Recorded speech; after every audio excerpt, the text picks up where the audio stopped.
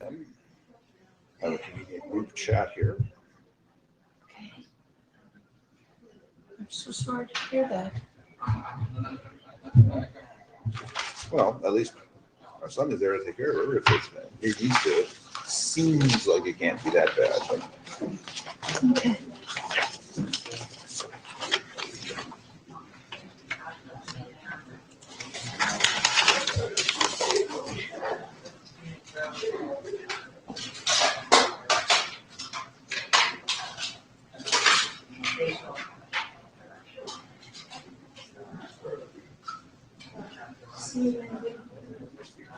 I have not gotten the PowerPoint from Margaret yet. On the Atlanta side.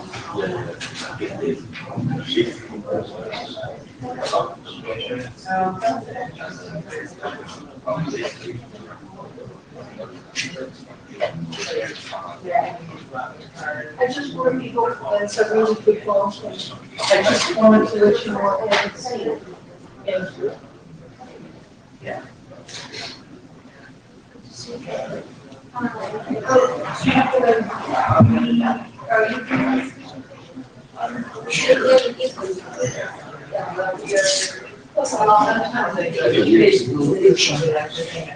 Okay, I knew there was something else. Have I left you any other rubbish? No. don't worry about it. We're in a place where you really have time to start and help people about it. I think this one we're starting to talk about those part of the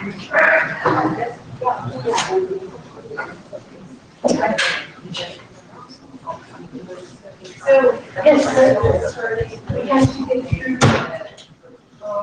the first term, what I just want to because a long time.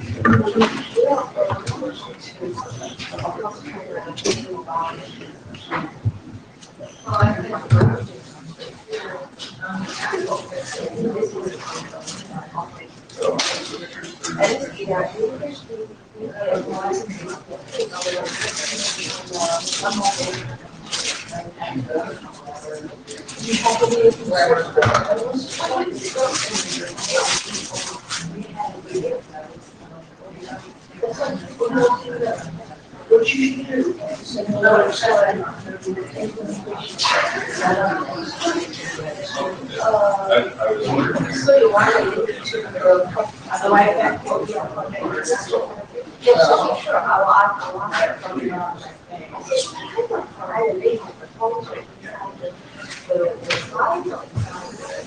needs to be higher, it needs to be higher because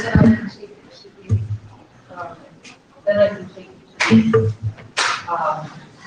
AD, say, look, we have the plan, it's an independent, can we fast track it? Yeah, that's good. And also, we already finished the first one already. Well, we just have this two. It's already seen here. Yes, so I need to know that, you say, because then I can press it faster to the other thing. I decided, maybe please, I should send you. But yes, I need that, so I can take it to the ISG and say, look, we're moving too slow, it's on the open source stuff, we should put it in between. Well, we are sending it right now. Okay, it doesn't, it can happen anytime in the next couple hours, but what I need to do is be able to show the ISG that it was mentioned in the meeting and that it was, that, you know, I would say, gee, this sounds like another model, I think we can work on it, and then, you know, then I can get it, I mean, I may be able to get the recharge channel. Okay.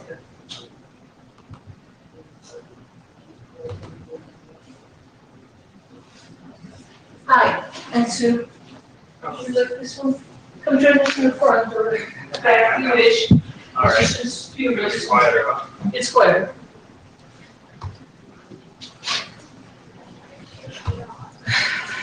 Okay. I will get the. So I basically updated the charter slides from last time. They say almost the same thing. Yeah. I just tweaked it a little bit. Okay. So, but it lists you as giving that a part. So we got the agenda, then we got my blue keying things. Then Okay. there's the charter thing, which has your name on it. And then there's the remote presentation from the Okay. Brocade I guy. have to put, they changed it one more time, so I should do the charter thing if that's okay. Sure, we can vary from the order in the agenda. It's not gonna be the end of the world. They put, well, actually, I want to see the rekeying, so we'll do that. I just have to go sit where they tell me how IVR is not doing a good job. So I've plugged this in here.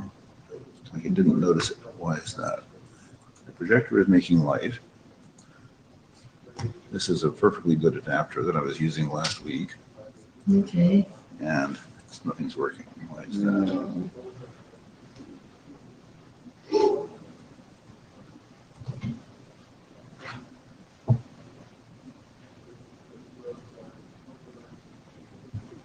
Is there anything, it usually just plugs in and goes, right? It for yours? auto detects things, absolutely. Yeah, So it that's should what I go thought. zap and change to a lower resolution and do the whole thing. Let's check the cable. Sure. I have no idea. Do you want to try mine and see if it does it? Sure. Let's You do. want to use my adapter? Or you have one? No, I don't need your adapter. What? I have an adapter which works great last week, and when But it they doesn't- wanted me to try. You have the HDMI also. Okay. You want to all try right. the HDMI? Sure. Yeah. Let's try this one. HDMI is over here. And then you also Yeah. power it with USB. Oh, okay. Yeah. So This USB. Nope. HDMI is here, Oh, yeah. Sorry. Yeah, HDMI. Yes. Sorry. I thought you had the. and then USB goes. Okay. Let's give it a try. Sure.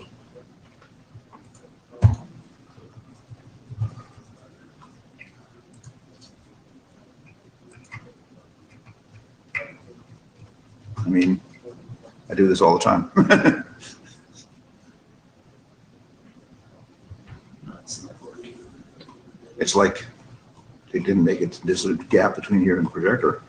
Yeah, but actually it was working with the session that was here before yours. You just, No doubt. Actually, I was here, I saw that work. So, And the VGA, you already tried it? I'll try it again. And I can screw this in a bit, just in case there's a little bit of a mechanical thing, although I don't normally have a problem. So, it's like completely ignoring it.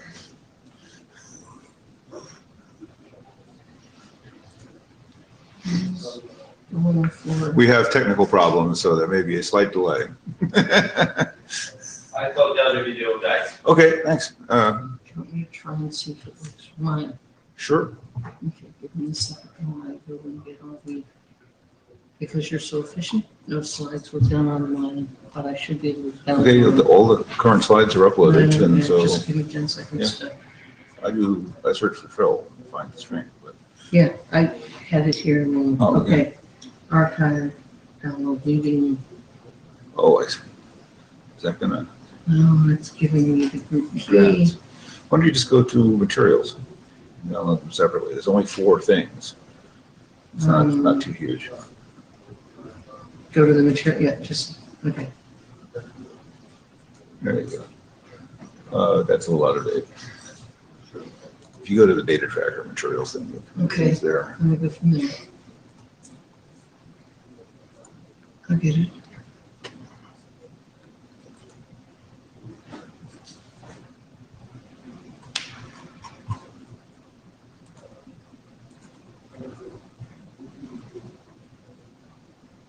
You should be able to just do this, right? There you go. There's the 4th thing. Yep, there we go. All the uploaded ones, things are PDFs. Okay. Mhm.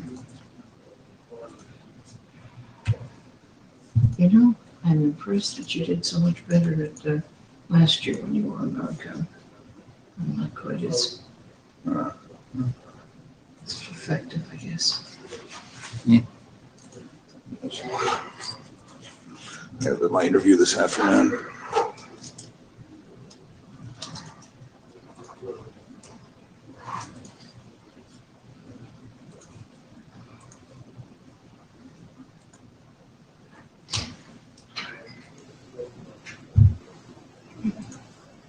You don't want you want things on the left, there, just those four things. Those are four things, okay. Yeah. One was a, problem. So, Oh, really? Okay, well, whatever. that's okay. Okay. You should have PowerPoint, should be fine. Okay, We have John Hudson. let's see if I have it, may I? Yes, Thank do whatever you want. Oh, Right, I was, because of the problems, I thought it might be mechanical. so I Oh, almost okay, never I'm sorry, I screw these didn't, in. No, I almost never screw these things in, but I decided to try it in case it was in case that something was it. weird to do with that. Don't worry about it.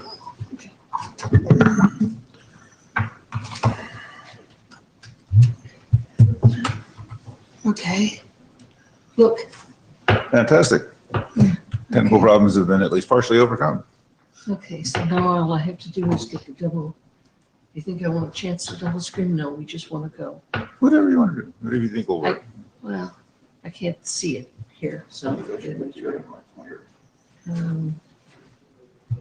That's this. See what this does. Oh, look.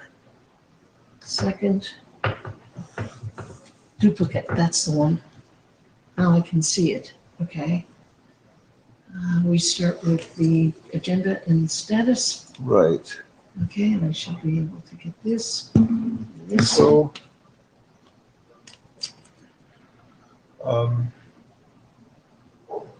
well, I'll let, I assume this is an auto slide advancer, yes, it's but a it has a slide. second piece, right? Someone walked off with the second. No, Apparently. there it is, over there. Behind the, Oh, behind. Okay. okay, I'll There plug we it go. in, and if I Sure. have to go to, well, that's right. This has a problem. There we go. Hopefully, shall we see if the slide advance works? Sure. Okay, Yes, it works. Okay. do you want to do that, or? Sure. Okay. Hi there. This is the Trill Working Group. We're going to get underway. I'm Donald Lee Slade from Huawei, and Sue Hare is Hickory Hill Consulting. It's my left. I'm the secretary. John Hudson, the other co-chair with Sue, is not here this meeting. We're using the other machine. So, and Leah is our AD, but I guess she trusts us because she's not here. That's okay. So note well, I assume you've seen this before. Anything you present or basically input into the working group process is subject to IPR disclosure rules and so forth. Study that. The quality of the documents we produce, which is really the output of the IETF, depends on review. So if you want people to review your document, you should review other people's documents, and then everybody's documents will be better, most likely. This is our agenda. I'm going to present a little bit on group keying, and then Sue's going to present on the charter revision, and we have a remote presentation on parent node shifts and tree construction mitigation. So I guess I'll just go ahead and give news on what's happened since our last meeting. We've had 4 RFCs published, which are listed here: distributed layer 3 gateway, a RFC on the interface addresses app sub TLV, which is a data format for use in the directory stuff, use of data labels for tree selection, and a Arbor channel header extension. Arbor channels are control messages between Trill switches, and this header extension provides for various payload types and also adds security. A good thing. A couple drafts have passed working group last call, and centralized replication and resilient trees. There are now 3 drafts in last call. ARP optimization, which was sent back from the IESG and has been substantially modified, and is now in working group last call again with a modified version. Smart end nodes is, I posted a review, and I think it needs to be modified to take that into account. And then Trill over IP is finally in working group last call, and we've adopted the ECN support draft. So, and here's just a couple slides in this slide deck showing all the RFCs we have previously had issued by the IETF and status of some other drafts. So that's kind of that for the status. So I guess I should go ahead with my presentation on group keying. Okay, Yeah. one of the things that we're looking at next is some of the data center stuff for Trill as it's being deployed. Let me start with Donald's keying. Okay, so, Here's your button. sure. Hopefully it'll work. Next slide, please. So Donald Lisa with Huawei. So Trill has some communications protocols that it standardizes. And in particular, there's the, well, I'll get to them in a little bit, enumerate them in a second, but for these communications protocols, you don't really know in general whether the Trill switches are locally in a controlled environment or maybe they're far apart and you have insecure communications. So you really want to have some way of securing that. And there's sort of two aspects to securing. One is like the formats of the packets and the encryption algorithms and all that kind of stuff. But the other thing is keying, because it doesn't really matter how good the other stuff is if you can't get good, secure, secret keys to the endpoints, or to use for those algorithms, then you still don't have security. And modern criterion, which is, I was going to say enforced, but more like strongly encouraged by the IETF security area, requires key negotiation so that you don't keep using the same key. You don't just have manual configuration. You can have manual configuration as an option, but you really want a way where you automatically generate new session keys and so forth. So you really want to have a reasonable way to do that sort of thing. Next slide.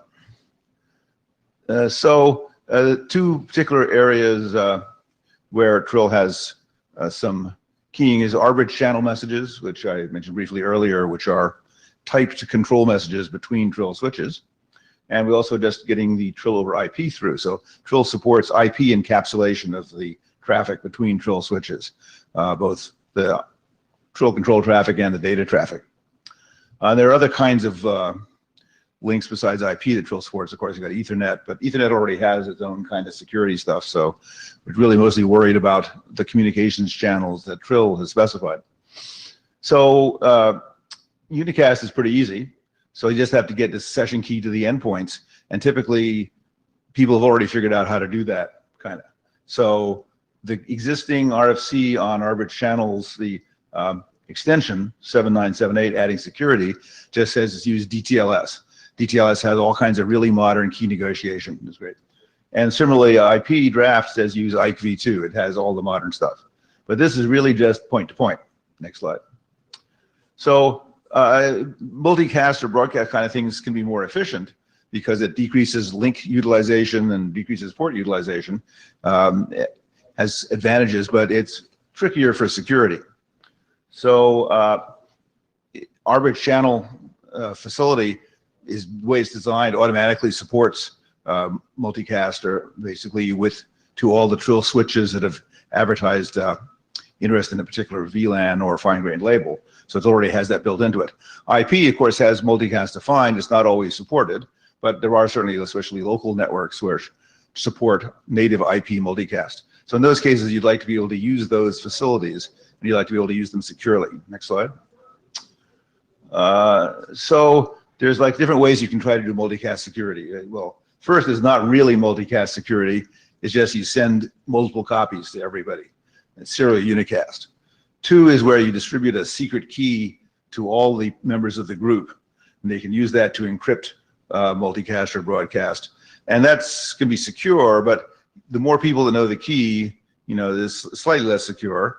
And you no longer have any way of telling cryptographically, securing which of the group members originated a message. Since they're all using the same key in the group, you can tell it came from somebody in the group, but you can't tell which. So the question then is for two, whether the added efficiency of multicast is worth the small reduction in security. Whether that's a small reduction, I guess, depends on your security environment. Next slide. It's also possible to use other kinds of security, like public key security, where everybody has a different key and you use public key and everything. The problem with that is it's computationally less efficient.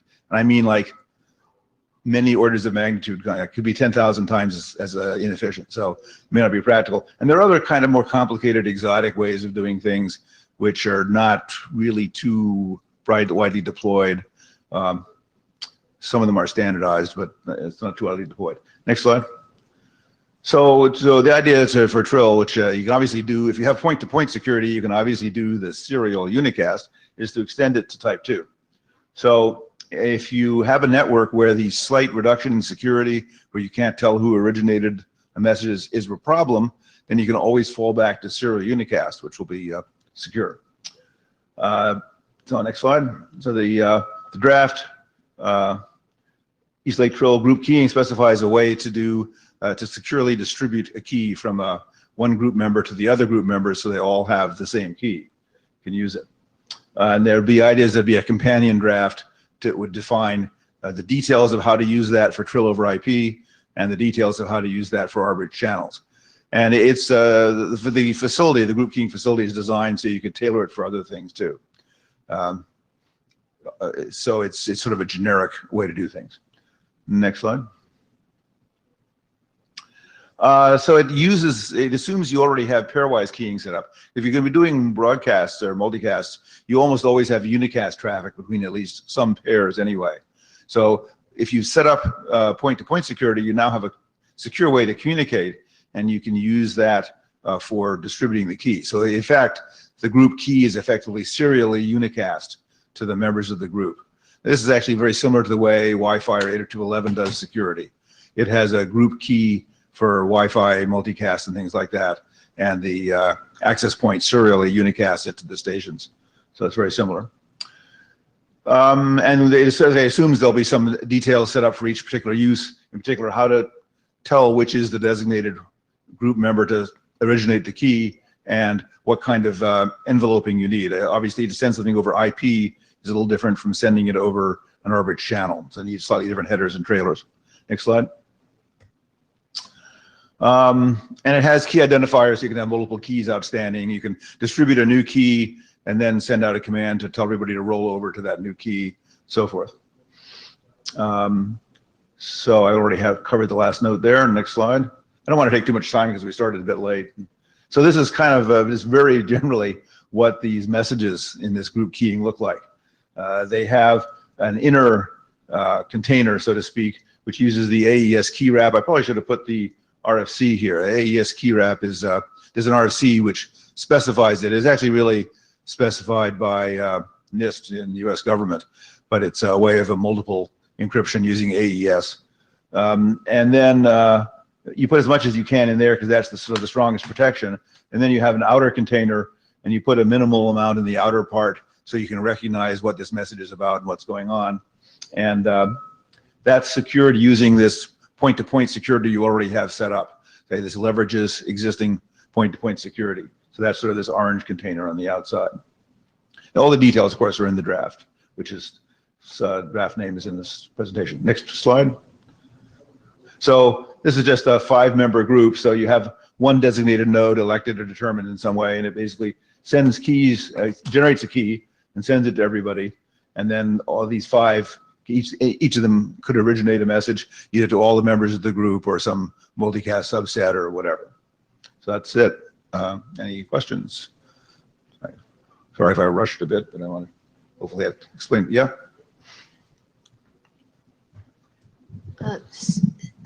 Jolie.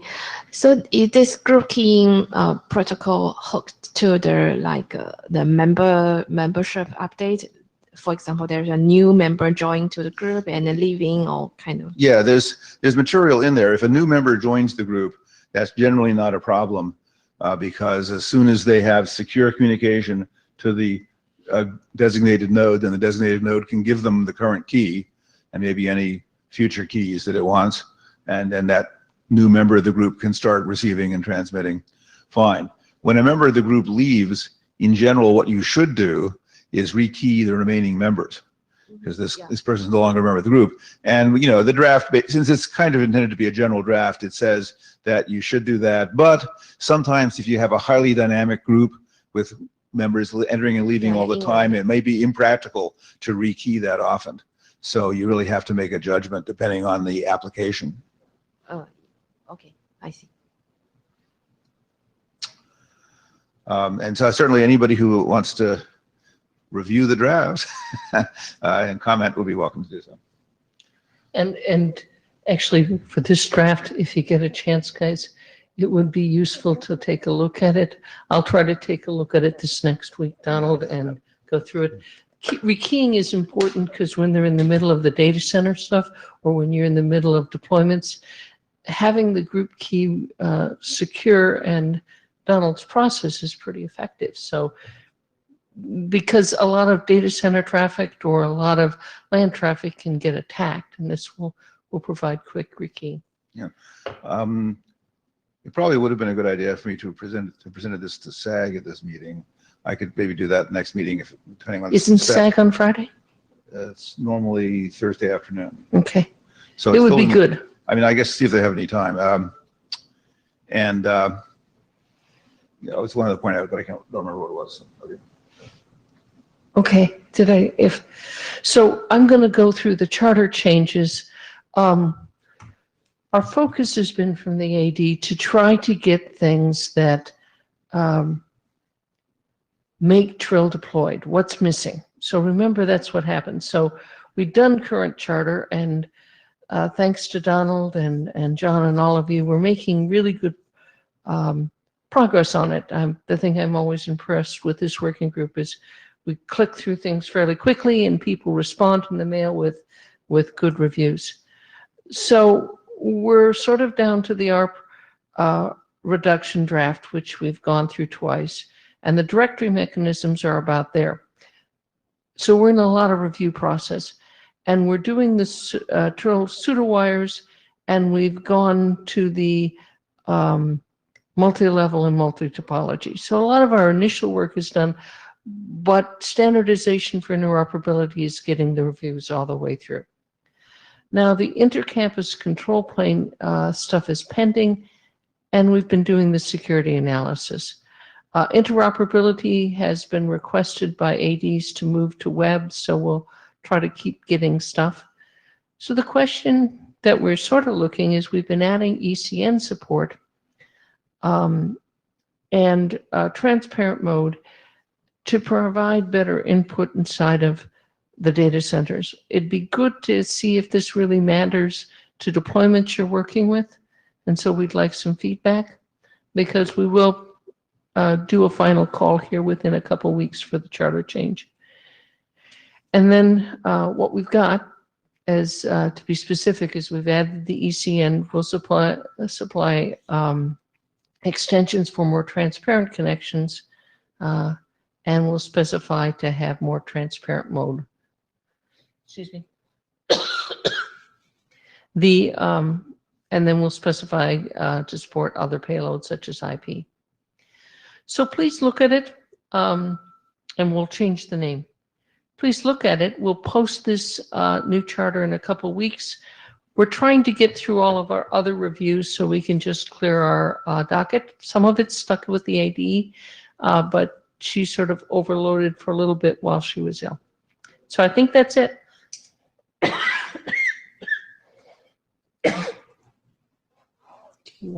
Will it be presented remotely? Yes. And it'll leave the laptop here. Now, guys, I'm going to have to ask for your indulgence. This is the first time I've had two working groups where I have to appear at the same time as a chair. So I will go out for about 5 or 10 minutes and leave Donald with it. Donald has graciously agreed to take care of the remote presentation. Do we have our remote presenter on? Yes, he's online. Rameshwaran. So let's see, I should be able to, one other question. Do we have a Jabberstribe here, actually? We should have done that earlier. We didn't get a Jabberstribe. Yeah. That's all the minutes. We can do minutes easily enough from the audio, but is there anybody in the Jabber room for Trill? It would be useful to have somebody there to monitor things. Well, actually, I can do that.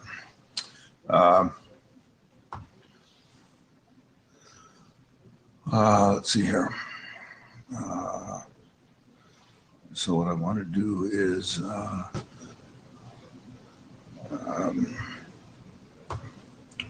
one moment here.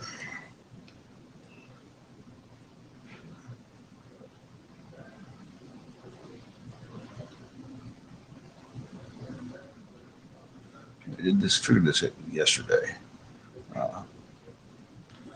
Well, what is this ping?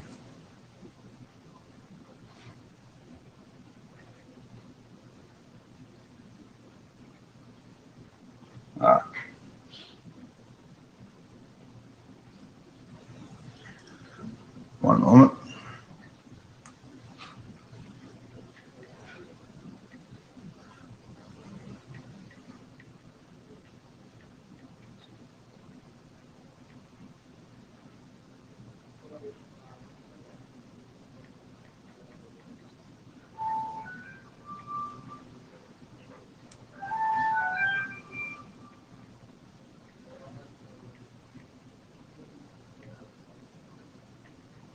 Apologies.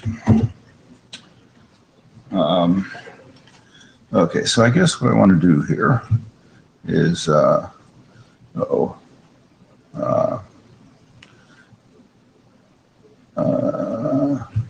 push this button. Does that actually do anything? Since meet echo. I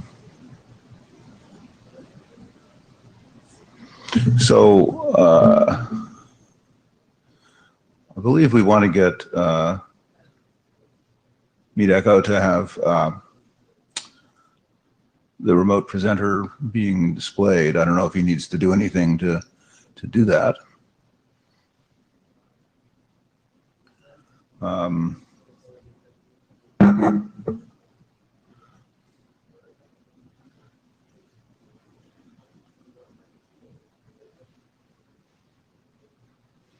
Let's see.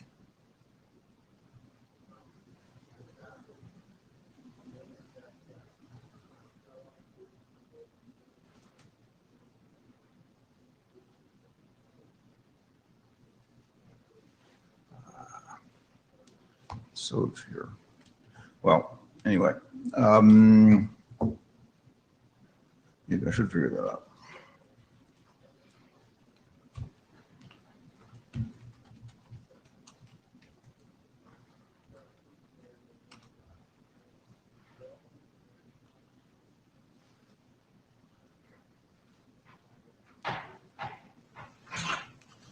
Won't type on. Okay. Oh, okay. Can you hear me? Yes, we can hear you now. Okay, great. And let me know if you can. Yeah, shall I start or? Sound doesn't seem to be too bad. We can't actually see you. I'm not sure if you're trying to do video, but Yeah, now you should be able to. okay. Okay. Ah, there you are. Excellent. Okay, so I guess I can get started.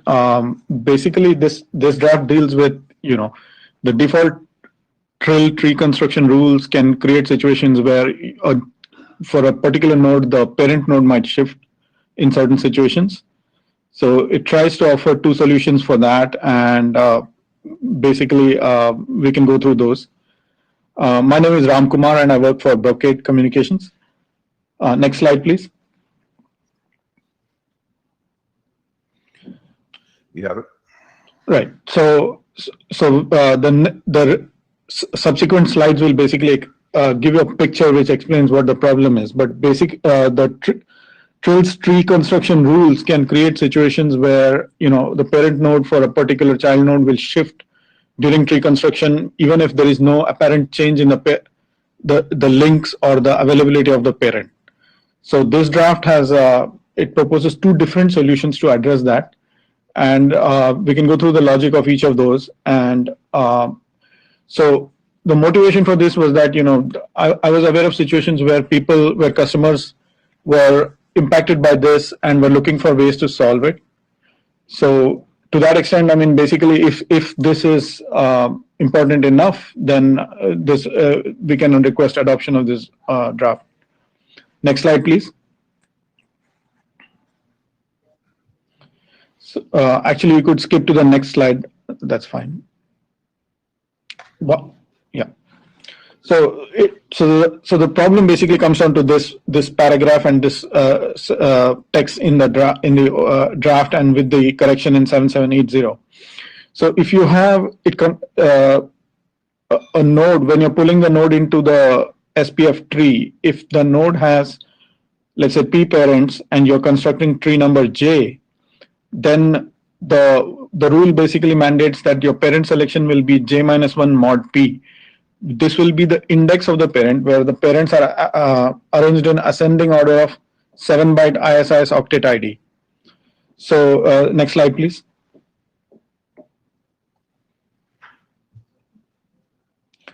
So this slide explains that situation. So if you look at the spine leaf network on the top right of the slide, consider tree 2 and assume that node A is the root of the tree. So at the outset, basically when A starts pulling in nodes into the network, it will immediately pull in 1, 2, and 3. So 1, 2, and 3 do not have a choice of parent. They will be pulled in by A. But when it comes to B and C, they can be, so I think the links on the slide are not very showing in the right color, I guess. But all the nodes are connected to each other, and it's basically a spine leaf network in the traditional topology.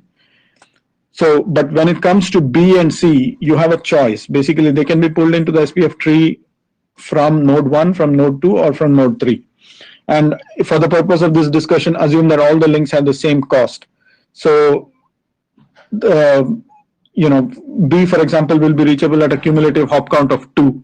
C will also be reachable at a hop count of 2, regardless of which parent it is selected, whether it's 1, 2, or 3.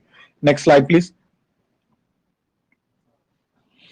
So that is fine. You could initially start off with the Trill rule, and the calculation on the previous slide explained how node 2 was selected as the parent. And that's basically because if you look at 1, 2, and 3, order them in, assume they are already in sorted ascending order of 7-byte octet ID. The index that will be used for tree 2, for B and C, they have 3 possible parents, and this is tree 2. So 2 minus 1 mod 3 is 1 mod 3 is 1. So the index of the selected parent will be 2.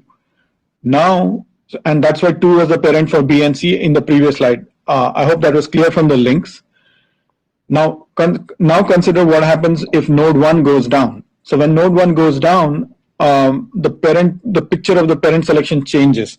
So now B and C don't have 3 possible parents, they have 2 possible parents, which are node 2 and node 3. They are in ascending order, they are arranged as node 2, node 3, node 2 at index 0, and node 3 at index 1. Now you run your Trill's parent selection rule, which says 3 minus 1 mod number of parents. So that is 2 minus 1 mod 2 in this case. So that's 1 mod 2, that's 1.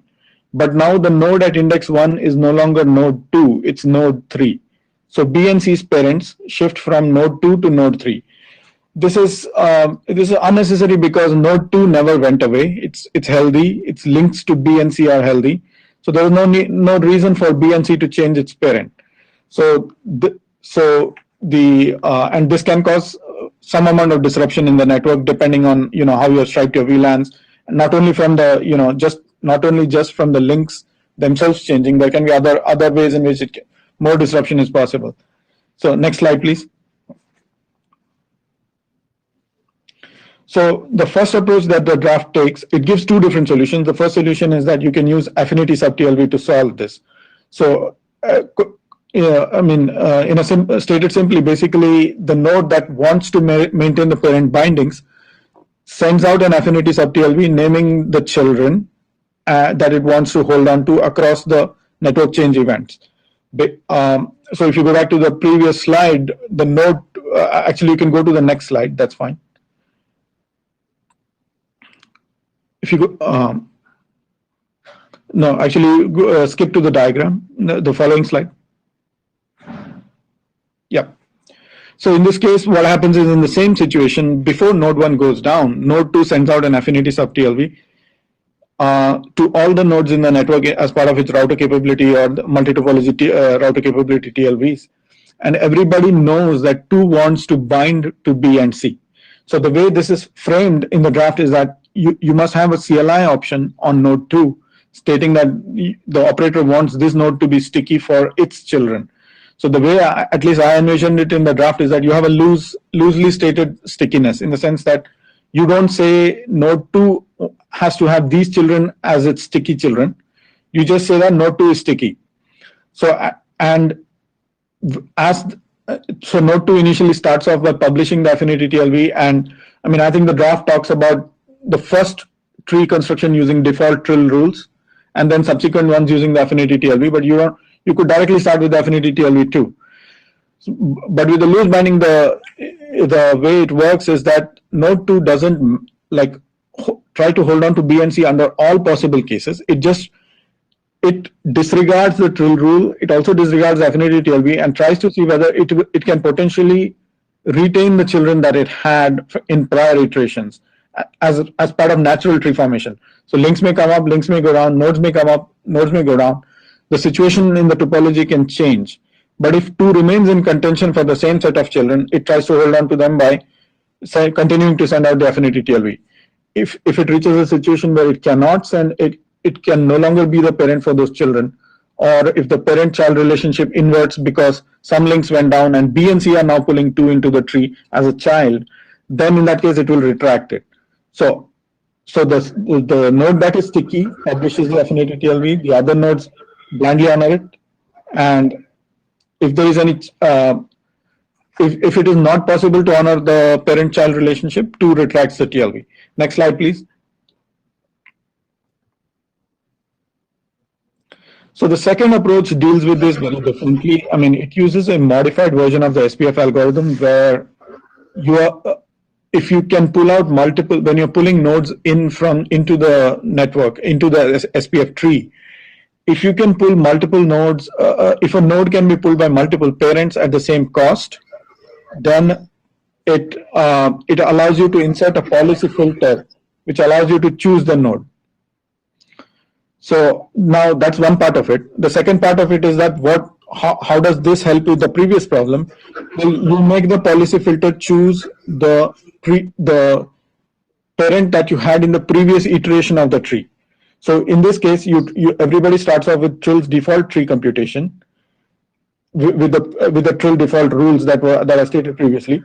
And as you move into successive, as the tree gets recalculated due to network events, you try to latch your policy filter to the previous choice of parent that you had for the same child nodes. So in this case, next slide, please. Actually, we can go to the picture.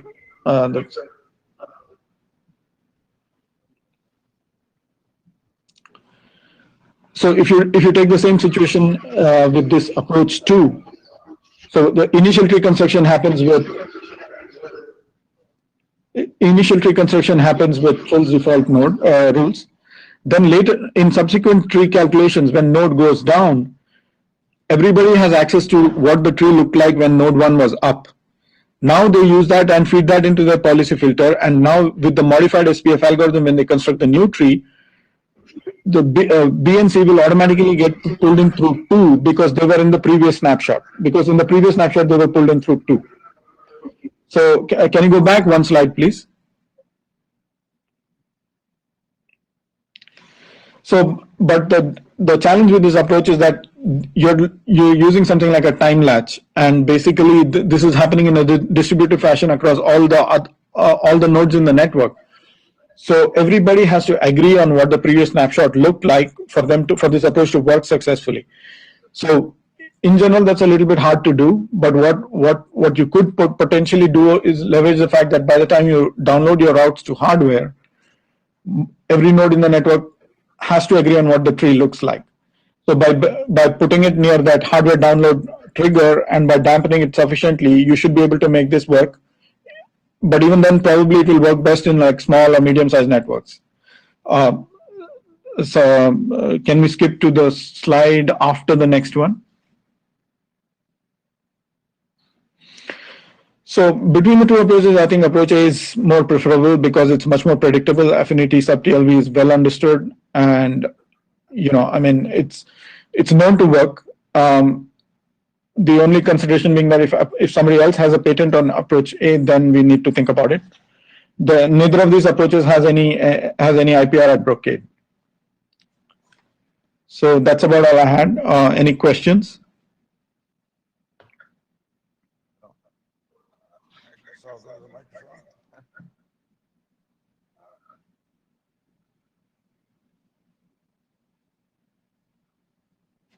Hi. So I think this is a important problem. I guess the only question I have really, I think I understand the at least approach A. Approach B seems a little depends on what kind of policies you'd want to set up and things. But there is another draft actually, which is called Resilient Trees, which is aimed at a slightly different problem. Not so much the stability, but rather rapid establishment of a tree after a failure. And it's actually fairly long. So I guess the only question I have would be whether it can somehow also be used to help with the problem that you're talking about. But so it might be useful to look at that draft. So it's draft okay. IETF Trill Resilient Trees, but Okay, I think I've gone through it, but sorry. I believe they use a different tree algorithm altogether, and you come out with true trees, correct? This is oriented more towards the implementations which use the traditional SPF, the Dijkstra algorithm. Yes. Well, at least it would be good to be sure that, let's just say we adopt approach A for solution of the problem that you're talking about. It'd be good to make sure there was no conflict between that and the thing in Resilient Trees, or if there were, then you'd need to comment to say something about that, how to, okay. Maybe you can only use one of them. Okay, I'll take a look at it and yeah, probably get back on the list or something. Sure, that'd be a good thing to discuss on the mailing list. Okay. So I guess I'm also chairing here. Does anybody else have a comment on the presentation?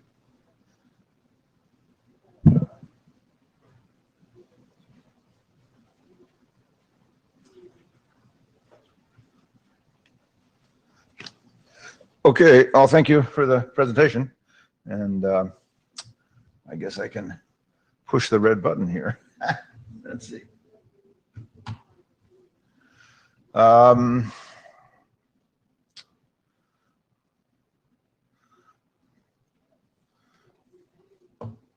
Let's see, we have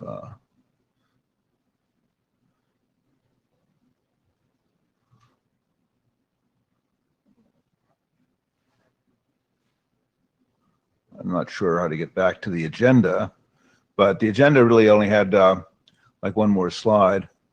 Well,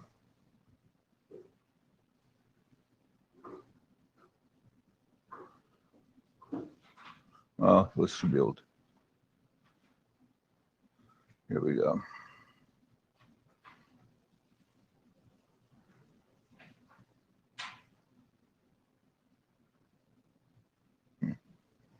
Well, also not used to this.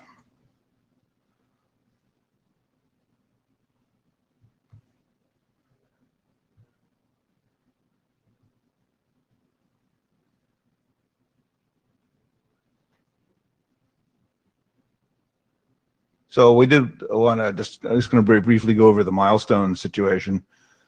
We have achieved more milestones that are coming along, but we have an increased number that are overdue. So there's some idea that perhaps we should update the milestones at the same time as the charter. Admittedly, the milestones aren't considered that weighty or binding a thing, most IETF working groups, but it would be good to get these milestones set to something that's plausible. Let's see, so that's really the last item we have for presentation. Is there any other topic or anything people want to bring up at this meeting?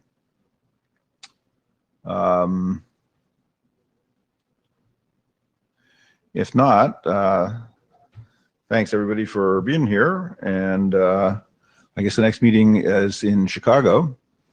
So see you on the list and at the Chicago meeting.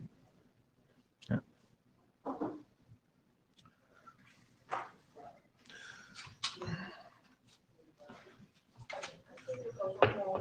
Yeah, it's, Someone named Antosh. okay, thank you.